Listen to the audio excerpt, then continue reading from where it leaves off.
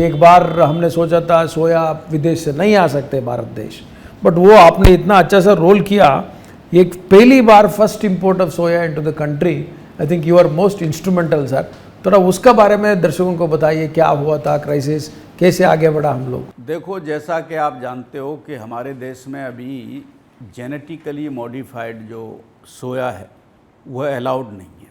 तो जो हमारे यहाँ ऑलरेडी देसी सोयाबीन है वह जो पैदा होता है तो उसकी पैदावार पर एकड़ कम है।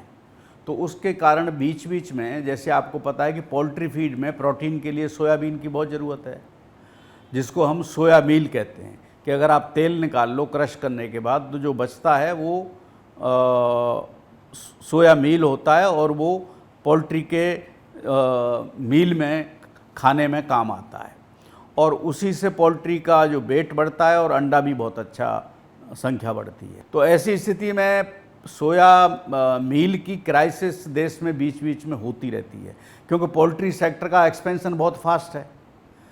अब देश में जो पैदा हो रहा था वो मान लो आपका पैदा हो रहा था 50 लाख करोड़ बर्ड्स के लिए, लेकिन अभी आपका मान लो 85 लाख करोड़ से ऊपर बर्ड्स आपने लगाए हुआ है। पोल्ट्री सेक्टर एक्सपेंशन हो रहा है, देश के कोने कोने में पहुंच रहा है, तो सोया मील की ज़रूरत पड़ती है।